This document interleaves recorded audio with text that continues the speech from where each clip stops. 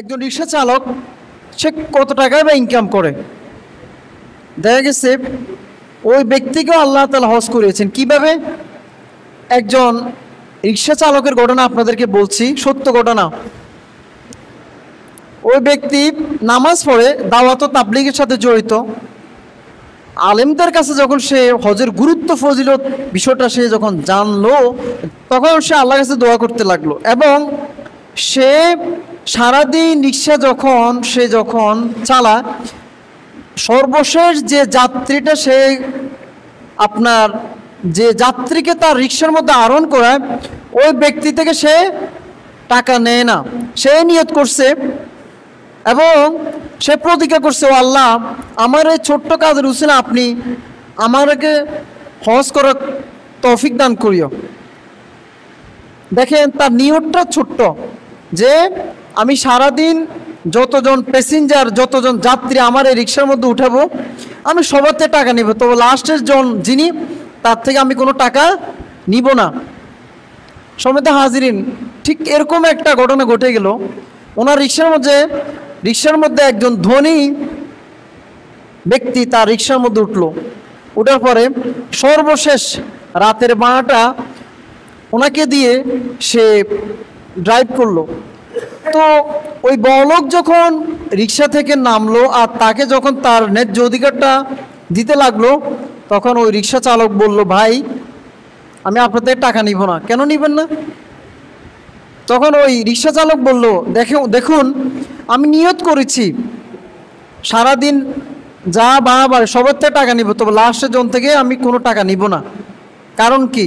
কারণ হচ্ছে আমি আল্লাহর কাছে দোয়া করি এই কাজের উসিলার জন্য আল্লাহ তাআলা যেন আমাকে হজ করার তৌফিক দান করে। দেখেন উসিলাটা ছোট্ট একটা উসিলা। ওই বড় লোক তার কথা শুনে তার ভিতরে একটা টনক নড়ে উঠলো, তার হার্ট টাচিং, তার হৃদয়টা স্পর্শ করতে লাগলো, তার হৃদয়টা আবেগ আপ্লুত হতে লাগলো যে দেখছুনি সে হজে যাবে, কত তার নিয়ত, সেই নিয়তে সেই প্রতিদিনের ভাড়া, সর্বশেষ ভাড়াটা সে নেয় না। তো যাই হোক, ওই বড়লোক তখন তাকে একটা কার্ড দিল, ঠিক আছে, আগামী হজের মৌসুম যখন আসবে তখন তুমি আমার এই কার্ডের ঠিকানা লেখা আছে, সেখানে আমার কাছে চলে এসো, আমার ইন্ডাস্ট্রিতে চলে আসিও। তো দেখা গেছে আগামী বছর ওই রিক্সা চালক ওই বড়লোকের কাছে চলে গেল ওই কার্ডের ঠিকানা অনুযায়ী।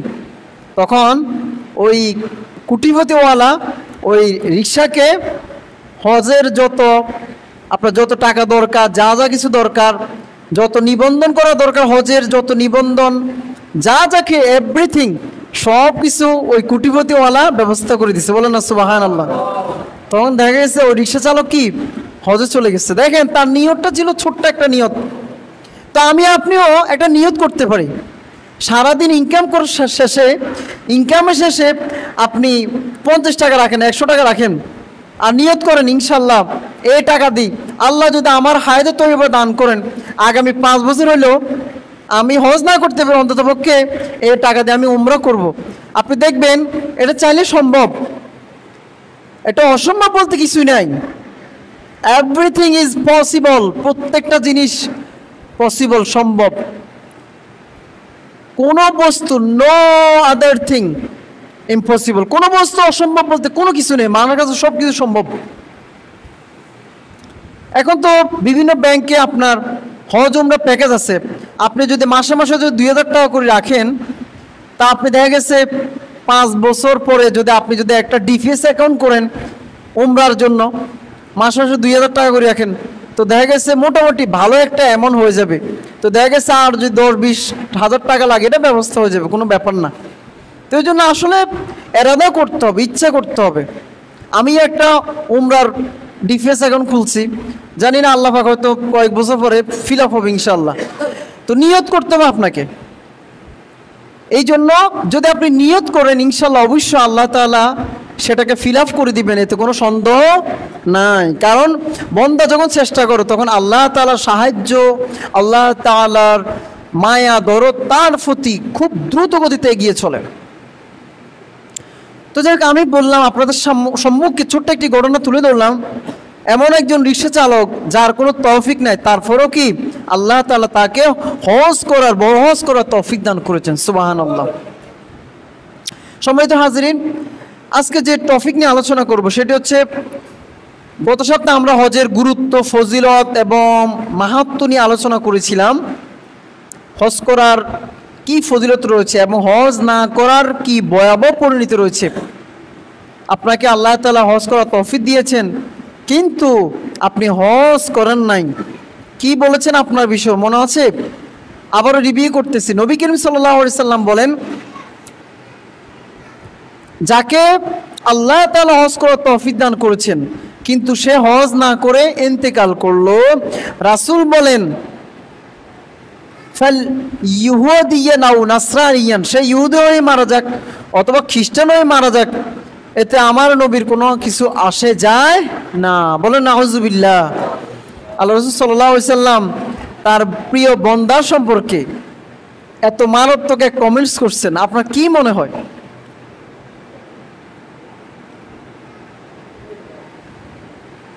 আপনার আব্বা জান আপনাকে সব কিছু খাবান ফরান সব কিছু করান। ও যুবক ভাই, তোমাকে বলছি, আপনার আব্বাজন যদি বলে তুই আমার ছেলে না, তোকে আমি চিনি না, তুই কোথায় খাবি না খাবি, তুই মর না কি, তুই কোথায় যাবি না খাবি না মরবি, এটা আমার জানা বিষয় না। যদি কোনো গার্ডিয়ান যদি সন্তান সম্পর্কে যদি এরকম একটা কমেন্টস করে থাকে, তখন ওই সন্তানের উপায় আছে? উপায় নাই, সে ফদে ফদে দরফাকর হয়ে যাবে। ঠিক আল্লাহ রাসূল সমস্ত মানুষ, বিশেষ করে আমরা হচ্ছে কার উম্মত বলেন? নবী মুহাম্মদ আরবি সাল্লাল্লাহু আলাইহি ওয়াসাল্লাম উম্মত। সেই রাসূল যদি আপনাকে যদি এমন মারাত্মক কমেন্টস করে আপনাকে এরকম ধমক দেয়, তাহলে আপনার বাঁচার উপায় আছে? বাঁচার উপায় নাই। এই জন্য গত সপ্তাহে বলেছিলাম, আমরা হানিমুন করার জন্য, ট্যুরিস্ট করার জন্য, ট্যুরিস্ট বিষয় সে মিশর, Thailand, Japan, German, Sri Lanka, ultra modern যত ফরওয়ার্ড কান্ট্রিগুলো আছে, কাশ্মীর, সব দেশগুলোর মধ্যে আমরা ভ্রমণ করি।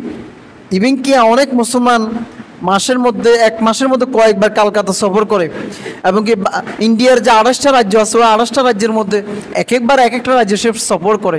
কিন্তু ওই ফোয়াকুফাল মুসলমান সে কখনো সে যে উমরা করবো 1,10,20,000 টাকা খরচ করবো, তার মাথার মধ্যে একবারও আসে নাই।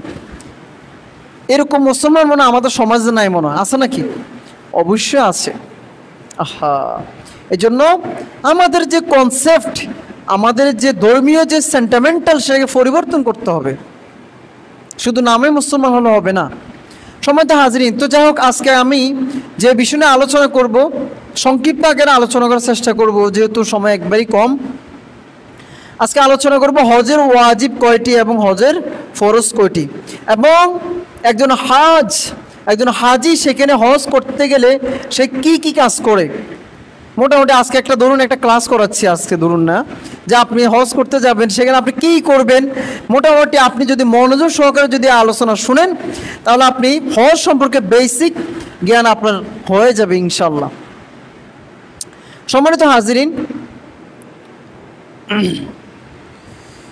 রব্বুল আলামিন কালামে হাকিমে ইরশাদ করেন, ইন্না আউওয়ালা বাইতিন উযিআ লিন-নাসি লাল্লাযী বিবাক্কাতা মুবারাকান ওয়া হুদাল লিল আলামিন ফীহি আয়াতুম বায়্যিনাতুম মাকামু ইব্রাহিম ومن دخله كان آمنا ولله على الناس حج البيت من استطاع إليه سبيلا ومن كفر فإن الله غني عن العالمين بولنا الله أكبر।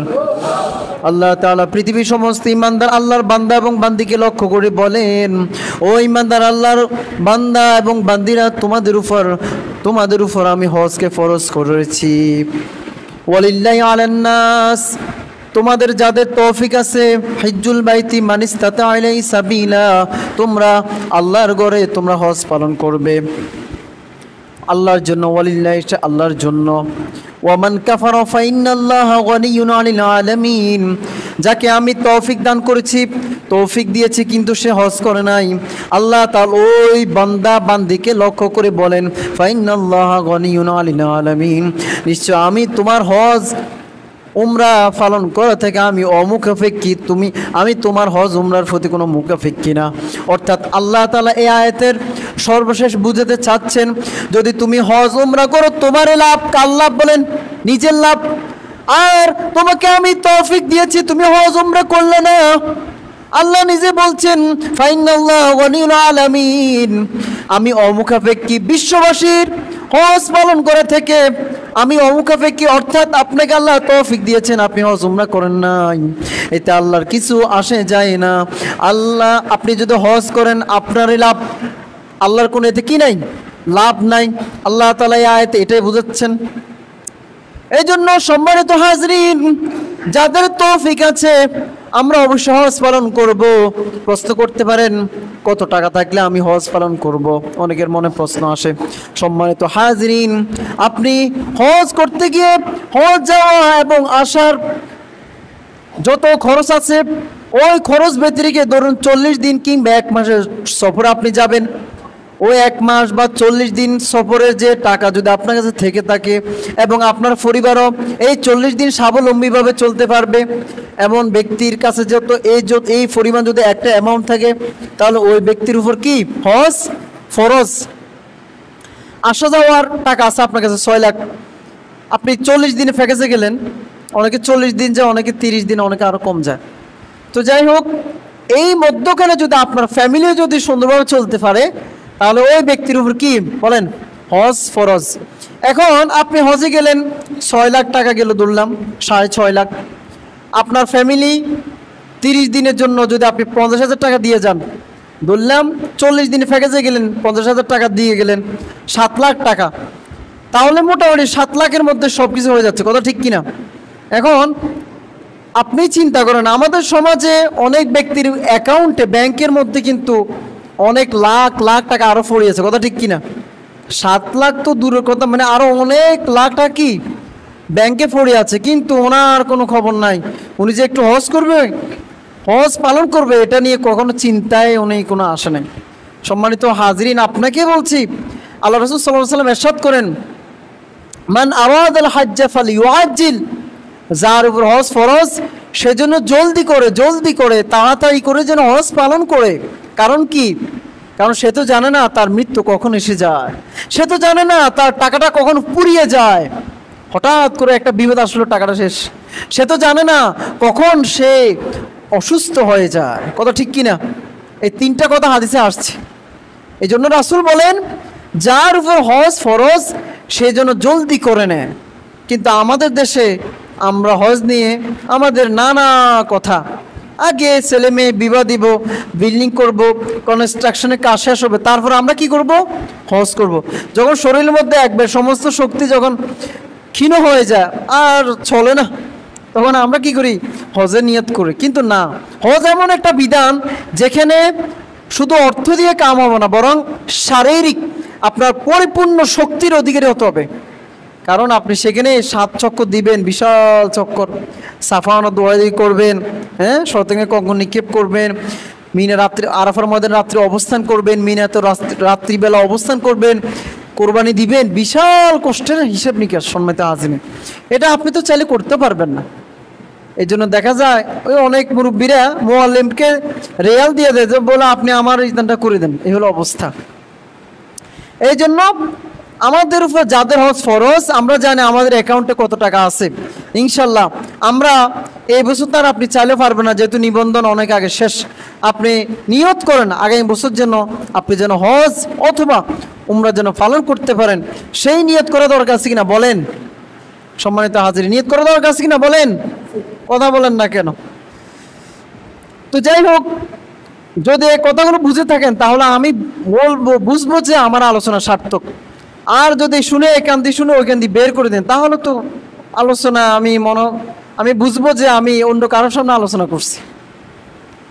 তো যাই হোক, আলোচনার উদ্দেশ্য হচ্ছে এটা, আমাদের আমল, আমাদের লাইফ স্টাইলকে একটু একটু পরিবর্তন করা। আমাদের জীবনের যে ধারা, লাগামহীন জীবনযাপন, ওই জীবনযাপনের ধারাকে একটু একটু করে পরিবর্তন করা।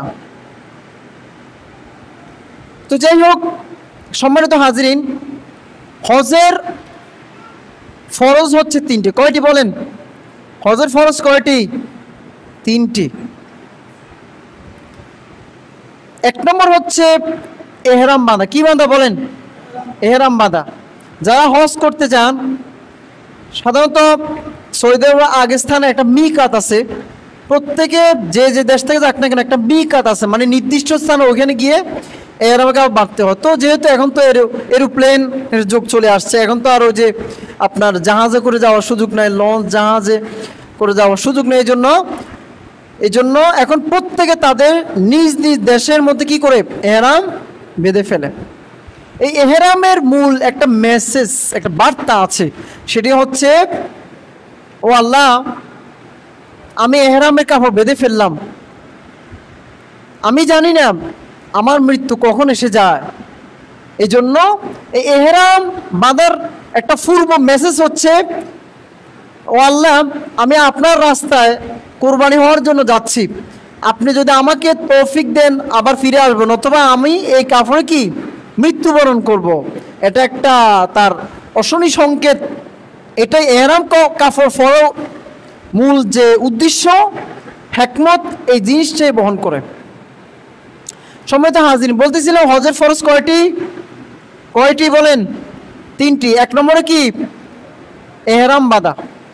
আপনি যদি এহরাম না বাঁধেন তাহলে আপনার হজ হবে না। 2 নম্বর হচ্ছে তাওয়াফ করা। কি করা? তাওয়াফ করা। আপনি যখন মক্কা শরীফে যাই পুষবেন, সেখানে গিয়ে আপনি রিল্যাক্স হয়ে কাপড় আপনি একটু রিল্যাক্স হয়ে আপনাকে কি করতে হবে? তাওয়াফ করতে হবে। কি করতে হবে? তাওয়াফ করতে হবে। তাওয়াফ মানে কি? প্রদক্ষিণ করা। ওই যে কাবা শরীফের চতুষ্পাশে কি করা? প্রদক্ষিণ করা। এটাকে বলা হয় তাওয়াফ। এটা আরবি শব্দ, মানে প্রদক্ষিণ করা, ঘোরা। 3 নম্বর হজের ফরজ হচ্ছে 9 তারিখে আরাফার ময়দানে অবস্থান করা। 9 তারিখে আরাফার ময়দানে অবস্থান করা। নবী করিম সাল্লাল্লাহু আলাইহি সাল্লাম বিদায় হজের ভাষণের দিনে আরাফার ময়দানে 1.25 লক্ষ সাহাবায়ে কেরামদের সামনে একটা ভাষণ দিয়েছিলেন। আপনারা সবাই জানেন সেটাকে বলা হয় বিদায় হজ। কি হজ বলা হয় বলেন? বিদায় হজ। সেখানে তিনি বিভিন্ন ইসলামে নারী ও পুরুষের অধিকার নিয়ে তিনি আলোচনা করেছেন, যেটা আমরা জুমাতেও অনেক আগে আলোচনা করেছি। বিদায় হজের ভাষণ নিয়ে আমরা আলোচনা করেছি। সম্মানিত হাজরিন, এই তোয়াফের ময়দানে, আরাফার ময়দানে 9 জিলহজ, এই 9 জিলহজ আরাফার ময়দানে কোনো ব্যক্তি যদি উপস্থিত না হয়, সামান্য সময়ের জন্য সে যদি আরাফার ময়দানে গিয়ে যদি উপস্থিত না হয়, তাহলে তার হজ হবে না। অধিকাংশ ওলামায়ে কেরাম, ফকিবিদ বলেছেন এই আরাফাত দিনটাই হচ্ছে সবচেয়ে বড় হজ। এখন আমি অনেক তথ্য পেয়েছি, অনেক হাজিরা যারা অনেক বুড়ো হয়ে গেছে, কোনায় হোস্টেল, কোনায় সে আরাফার ময়দান, অনেক দূরে দূরে, ঠিক না? দেখা গেছে অনেকে যেতেও পারে না। ওই যে অনেক হাজিরা হোস্টেলের মধ্যে রেস্ট নেয় বা কাইত হয়ে থাকে, কারণ আপনি অনেক দূরে হেঁটে যেতে হবে, এটা তো শক্তি লাগবে, কথা ঠিক কিনা? লক্ষ লক্ষ লক্ষ মানুষের ভিড়ে আপনাকেও হাঁটতে হবে সে তীব্র গরমের মধ্যে। হজ এটা এত কষ্টের ইবাদত যেটা বলার মতো না, অবর্ণনীয়। তো যারা মুরব্বী অবস্থা যায় তারা কীভাবে হজের বিধিবিধানগুলো পালন করে আমার মাথা ধরে না। এটা শুধু আমাদের এই বাংলাদেশ বা পাকিস্তানে সম্ভব। আমাদের কনসেপ্ট, আমাদের ধারণা হচ্ছে আমরা বুড়ো হয়ে গেলে বাস হজ করব। তো বড় আশ্চর্য লাগে, এই যে হাদিসটা বললাম, আরাফার ময়দানে উপস্থিত থাকা 9 জিলহজ, এবং 9 জিলহজে রোজা রাখার মারাত্মক ফজিলত আছে। ইনশাল্লাহ আমরা ওই আরাফার ময়দানের দিন আলোচনা করব। সম্মানিত হাজিরিন, তো এই গেল হজের কয়টা সুন্নত, কয়টা ফরজ বলেন? 3টা। আবারও বলছি, হজের ফরজ কয়টি? 3টি। কি কি বলেন?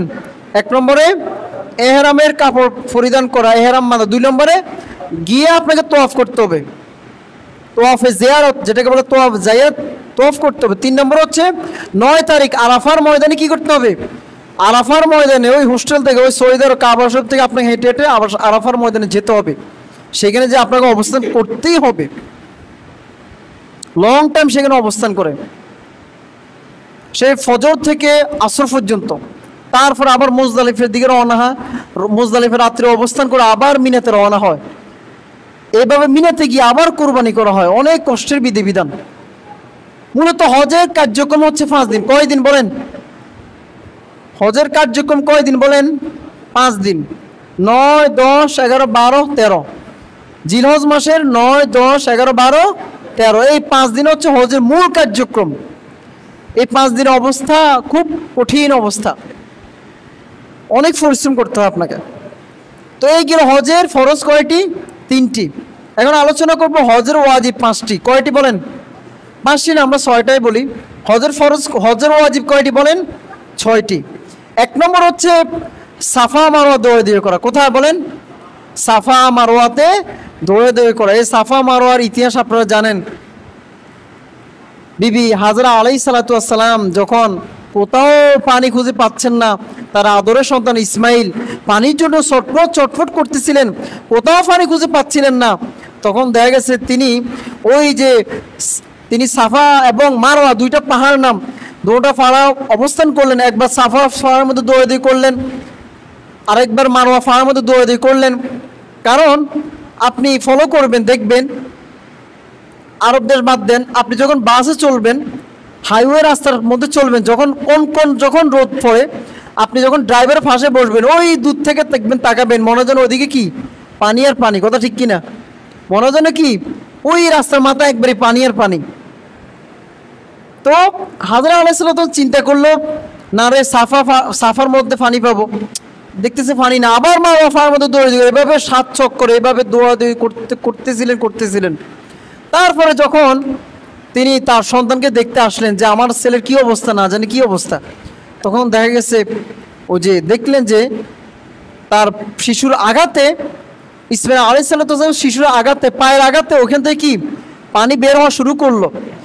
তখন হাজরা আলাইহিস সালাম বললেন ঝম ঝম, মানে থামো থামো। এটা হিব্রানি শব্দ। তো এই শব্দটা আল্লাহর এত ভালো লাগছে, আল্লাহ তাআলা সব কিছু কি কোরআনে উঠিয়ে দিয়েছেন একবারই। হাজরা আলাইহিস সালাম যত যে দোয়া করছেন, এবং ইব্রাহিম আলাইহিস সালাম, ইসমাইল আলাইহিস সালাম যত দোয়া করছেন, সব কিছু আল্লাহ তাআলা কি কোরআনে উঠিয়ে দিলেন। তো এই সাফা মারওয়াতে এই দোয়াটা, হাজরা আলাইহিস সালামের দোয়াটা আল্লাহর কাছে এত ভালো লাগছে, আল্লাহ তাআলা ডিক্লেয়ার জানিয়ে দিয়েছেন, কিয়ামতের আগে পৃথিবীর মধ্যে যত হাজিরা হজ করতে আসবে সবার উপর আল্লাহ তাআলা ওয়াজিব করে দিয়েছেন, তোমরা হজ করতে আসলে অবশ্যই সাফা মারওয়া পাহাড়ে কি করতে হবে? সাই করতে হবে। কি করতে হবে? সাই করতে হবে, দৌড়াদৌড়ি করতে হবে, নয়তো আপনার হজ অসম্পূর্ণ থেকে যাবে। বলেন আল্লাহু আকবার। হজের 2 নম্বর ওয়াজিব হচ্ছে মুজদালিফা অবস্থান করা। কোথায়? মুজদালিফা অবস্থান করা।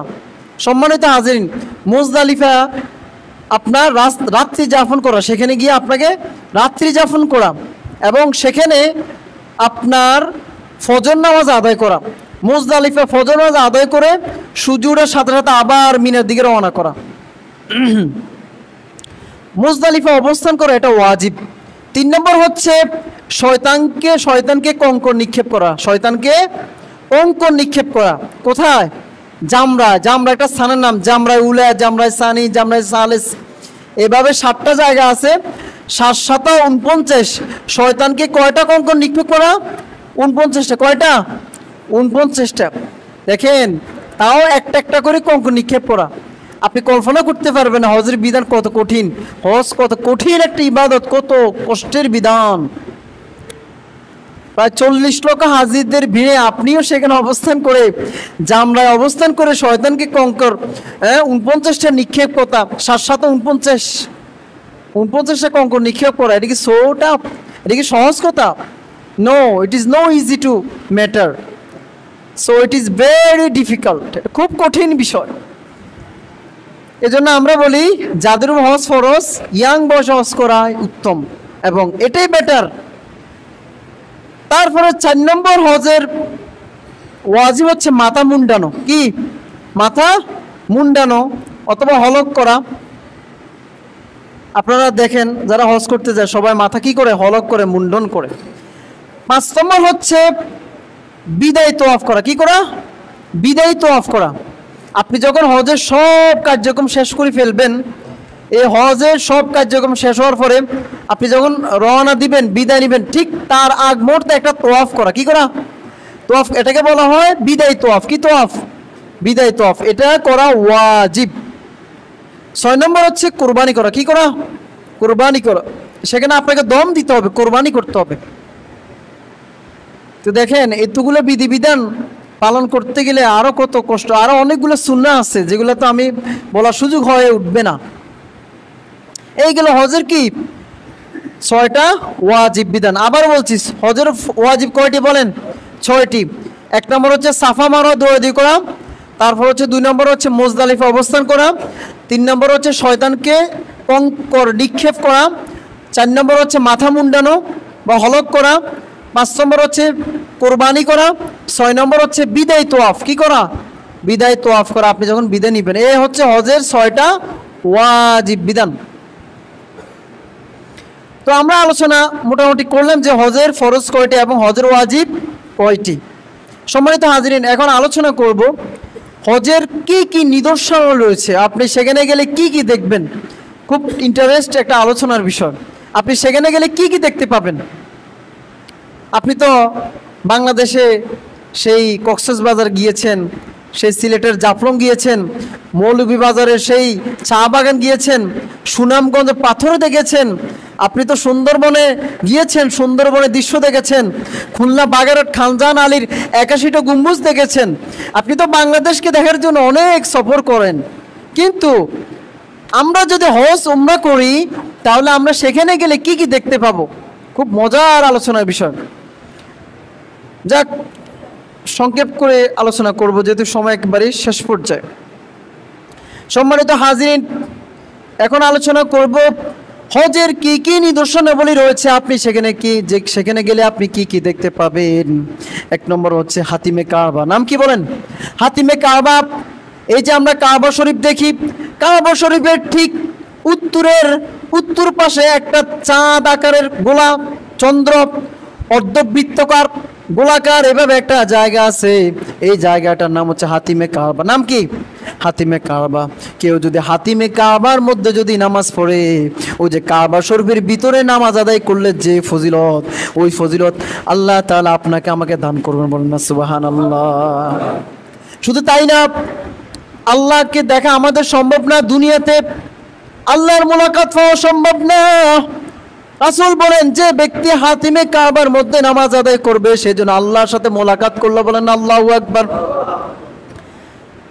আপনি নেটে সার্চ দিবেন, ইউটিউবে সার্চ দিবেন, দেখবেন কাবা শরীফের পাশে উত্তর পাশে চাঁদ আকৃতির ছোট্ট গোলাকার অর্ধবৃত্তাকার একটা দেয়াল আছে। কি আছে? দেয়াল আছে। এটার নাম কি? হাতিমে কাবা। এটা একটা নিদর্শন। 2 নম্বর হচ্ছে হাজরা আসওয়াদ। কি? হাজরা আসওয়াদ। হজে গেলে আপনি হাজরা আসওয়াদ দেখবেন ওই হাজরা আসওয়াদ বিশাল একটা কালো পাথর। সম্মানিত হাজিরিন, এটা হচ্ছে বেহেশতি পাথর। কি পাথর? বেহেশতি পাথর। বেহেশত থেকে জিবরাইল আলাইহিস সালাম যখন নিয়ে আসছেন, এটা ছিল সাদা দবদবে, একবারে কি সাদা, একবারে দুধের চেয়ে সাদা। বনি আদমের গুনাহগুলো তাকে কালো বানিয়ে দিয়েছে। গুণগুলো একেবারে চুষতে ওই হাজরা আসওয়াদ কি হয়ে গেল বলেন?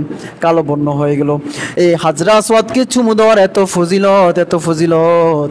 নবী করিম সাল্লাল্লাহু আলাইহি ওয়াসাল্লাম বলেন, যে ব্যক্তি হাজরা আসওয়াদকে চুম্বন করলো, যদি তার নিয়ত খালেস থাকে, আল্লাহ তাআলা চাইলে তাকে সমস্ত গুনাহ মাফ করে দিতে পারেন। বলেন আল্লাহু আকবার। হাজরা আসওয়াদ চুম্বন করলে আল্লাহ তাআলা চাইলে সমস্ত গুনাহ মাফ করে দিতে পারেন যদি আপনি নেক নিয়তে চুমু দেন। অথবা সম্মানিত হাজরিন, এই হাজরা আসওয়াদের বিষয়ে নবী করিম সাল্লাল্লাহু আলাইহি ওয়াসাল্লাম বলেন, এটি হচ্ছে জান্নাতের একটা টুকরা, জান্নাতি একটা পাথর। সুবহানাল্লাহ। হাজরা আসওয়াদ দেখা মানে জান্নাতের একটা টুকরা দেখা। আল্লাহু আকবার।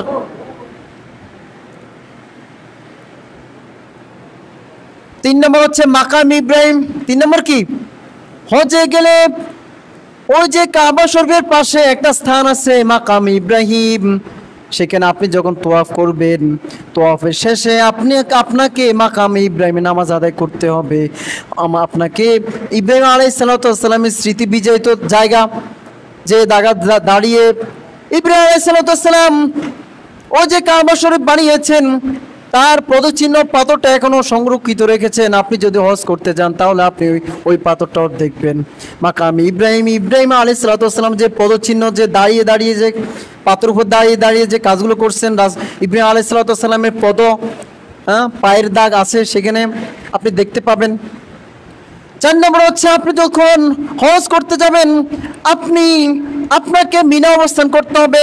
মিনা গিয়ে মিনা অবস্থান করে আপনাকে হজ করতে, সেখানে কোরবানি করতে হবে। এই মিনার মধ্যে অনেক ঘটনা আছে। হযরত ইব্রাহিম আলাইহিস সালাম যখন ইসমাঈল আলাইহিস সালামকে কোরবানি করতে লাগবেন, কোরবানি দেওয়া শুরু করবেন, এই মিনার মধ্যে শয়তান ইসমাঈল আলাইহিস সালামকে ধোঁকা দিয়েছিল। তখন বাবা এবং পুত্র মিলে শয়তানকে কঙ্কর নিক্ষেপ করছে। ও যে কঙ্কর নিক্ষেপ করাটা আল্লাহর কাছে এত বেশি ভালো লেগেছে, আল্লাহ তাআলা সমস্ত হাজিদের উপর ওয়াজিব করে দিয়েছেন, তোমরা কিয়ামতের আগ পর্যন্ত যতদিন এখানে হজ করতে আসবা ততদিন তোমরা শয়তানকে লক্ষ্য করে তোমরা কি করতে হবে?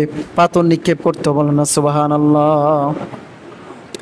তারপর হচ্ছে 6 নম্বর হচ্ছে জমজম কূপ। কি জমজম কূপ? সম্মানিত হাজিরিন, আমি আপনি আজীবন শুনছি জমজম কূপ, কিন্তু আপনি যখন হজ উমরা করতে যাবেন আপনি কমপক্ষে দেখবেন না? অবশ্য দেখবেন। আজীবন ওয়াজ শোনা আর সরাসরি জমজম কূপ দেখা আলাদা একটা ফিলিংস কাজ করবে। যদি হজ আমরা যদি না করি, সেই ফিলিংস, সেই আনন্দ, ভালো লাগা কখনো আমরা ফিল করতে পারবো না। এই জমজম কূপের বিষয়ে নবী করিম সাল্লাল্লাহু আলাইহি ওয়াসাল্লাম বলেন, যে ব্যক্তি জমজমের কূপ পানি পান করবে সারাদিন তার আর ক্ষুধা লাগবে না। বলেন না সুবহানাল্লাহ। যে ব্যক্তি যে রোগের নিয়তে খাঁটি উদ্দেশ্যকে কেন্দ্র করে জমজমের কূপের পানি খাবে, আল্লাহ তাআলা তাকে ওই রোগ থেকে মুক্তি দিবেন, অবশ্যই মুক্তি দিবেন। বলেন না সুবহানাল্লাহ। এবং আপনি যে নিয়তে পান করবেন, যদি নিয়তটা সহি নিয়ত হয় তাহলে আল্লাহ তাআলা আপনার ওই নিয়তটা কি করবেন? কবুল করবেন। বলেন না সুবহানাল্লাহ। সহি নিয়ত হতে হবে। আপনি যদি জমজমের কূপ পানি পান করেন আর বলেন আমি তো খাদিজাকে মহব্বত করি, খাদিজাকে মহব্বত করি, ও আল্লাহ পানি পান করতেছি, আমার যেন বন্ধন হয়ে যায়, এটা কি আপনার নেক নিয়ত নাকি ধোঁকা নিয়ত? বলেন, আপনি প্রেম প্রীত করেন, এটা কি ভালো না কি খারাপ? এটা কি ভালো রিলেশন না খারাপ রিলেশন? তা আপনি খারাপ রিলেশন করতে যাই এখন দোয়া করতেছেন, দোয়া কি কবুল হবে? ভালো কাজে আপনাকে নিয়ত করতে হবে। একটা উদাহরণ দিলাম আর কি। এই জমজমের কূপের পানি কি অনেক ফজিলত, আল্লাহু আকবার, কি এক কারিশমা। দেখেন, প্রায় 40 লক্ষর উপরে হাজিরা হজ করে, প্রতিটা হাজি সাহেব ওখানে থাকা গেলে জমজমের কূপের পানি পান করে, আবার টনে নিয়ে আসে, কোটি টনে নিয়ে আসে। তারপরও কখনো কি শুনেছেন যে জমজমের পানি শুকিয়ে গিয়েছে বা কমে গেছে? কখনো শুনছেন? সাহাবায়ে কেরাম যখন জমজমের কূপ সম্পর্কে যখন প্রশ্ন করলেন, ও আল্লাহর হাবিব, জমজম এটা কি? তখন নবী করিম সাল্লাল্লাহু আলাইহি ওয়াসাল্লাম বললেন, জমজম কূপ এমন একটি কূপ যার সম্পর্ক হচ্ছে হাউজে কাউসার। বলেন না সুবহানাল্লাহ। যার সম্পর্ক, যার গোড়া ভিত্তি হচ্ছে কি? হাউজে কাউসারের সাথে যার সম্পর্ক। সুবহানাল্লাহ। আপনি যদি হজ করতে যান, সেখানে রাসূলের রওজা দেখবে, কি দেখবেন? রাসূলের রওজা দেখবেন। আমি আপনি মোবাইলে যত দেখি তৃপ্তি মিটবে? আপনি যদি হজ করতে যান তাহলে আপনাকে অবশ্যই গাড়িতে আপনাকে মুআল্লিমরা একবারেই নবী রওজা নিয়ে যাবে। সবাই যারা হজ করে সবাই গিয়ে রাসূলের রওজা জিয়ারত করেন। সম্মানিত হাজিরিন, এমন একজন মহামানবের রওজা জিয়ারত আপনি করতে পারবেন যে রাসূল আপনার পাশে শায়িত। বলেন না সুবহানাল্লাহ। রাসূল বলেন, যে ব্যক্তি হজ করতে আসলো এবং আমার কবর জিয়ারত করলো, ওয়াজাবাত লাহু শাফাআতি, আমার নবীর উপর ওয়াজিব হয়ে যায় কাল কিয়ামতের দিন তার জন্য সুপারিশ করা। বলেন না সুবহানাল্লাহ। যে ব্যক্তি রাসূলের রওজা জিয়ারত করবে, কিয়ামতের দিন আল্লাহর হাবিব তার জন্য সুপারিশ করবে। এবং এই যে আমরা রাসূলের রওজা গিয়ে যে সালাম দিই, আসসালাতু ওয়াসসালামু আলা রাসূলিল্লাহ, সাথে সাথে রাসূল কবরের মধ্যে থেকে উত্তর দেন, বলেন না সুবহানাল্লাহ সুবহানাল্লাহ। রাসূল কি তার রওজার মধ্যে কি মৃত না জীবিত? বলেন তো, জীবিত। আল আম্বিয়াউ আহইয়াউহুম ফি কুবুরিহিম, সমস্ত নবী রাসূল তাদের কবরে জীবিত। এটা আহলে সুন্নাত ওয়াল জামাতের আকীদা, আপনি বিশ্বাস করতে হবে, নয়তো আপনার ঈমানের মধ্যে ত্রুটি হবে যাবে। আহা, এই যে দেখেন, হজ করতে গেলে রাসূলের রওজা আপনি জিয়ারত করতে পারবেন। যাই হোক, তারপরে সাফা মারোয়া পাহাড় আপনি দেখতে পাবেন। এই যে সাফা পাহাড়, জাবালে নূর, জাবালে রহমত, সাওর পর্বত, আবার আপনার হেরা গুহা যেখানে কোরআন নাজিল হয়েছে, আবার গারে সাউর মানে যেখানে রাসূল আবু বকর রাদিয়াল্লাহু তাআলা এবং আল্লাহ রাসূল সাল্লাল্লাহু আলাইহি ওয়াসাল্লাম যে গর্তের মধ্যে অবস্থান করছিলেন, কাফেররা তাদেরকে খোঁজার জন্য চলে আসছে, এটাকে বলে গারে সাউর। ওই গারে সাউর আপনি দেখতে পাবেন। তারপর রাসূলের বাড়ি দেখতে পাবেন, জান্নাতুল বাকি, জান্নাতুল মুআল্লা দেখতে পাবেন। তার চেয়ে বড় ফিলিংস আনন্দ কি হতে পারে সম্মানিত হাজরিন? এটা যে কত আনন্দের বিষয়। কিন্তু যাই হোক, এই আনন্দটা যেন, এই হজের নিদর্শনাবলী যেন আমরা যেন মৃত্যুর আগে আগে একবার হলে যেন আমরা সেখানে যেতে পারি। আল্লাহ তাআলা আমাদের সবাইকে তৌফিক দান করুক, বলেন আমিন। আল্লাহ তাআলা আমাদেরকে, আমরা সবাই দোয়া করব প্রতিদিন নামাজের পর, আল্লাহ আপনার কাছে কোনো কিছু অসম্ভব বলতে কিছু নেই আপনার কাছে। আল্লাহ, ও আল্লাহ, আমার এই অদমকে, আমার এই বান্দাকে, আমাকে মৃত্যুর আগে একবার হলো হজ করার তৌফিক দিও। সবাই বলেন আমিন। আল্লাহ তাআলা আমাদের সবাইকে জীবনে একবার হলো হজ উমরা পালন করার তৌফিক দান করুক। এই বলি আমি আমার সংক্ষিপ্ত আলোচনা শেষ করলে। মুআখির দাওয়ানা রাব্বিল আলামিন। আসসালামু আলাইকুম ওয়া রাহমাতুল্লাহি ওয়া বারাকাতুহু। যারা কবর সুন্নাত পড়েন, কবর সুন্নাত পড়ুন।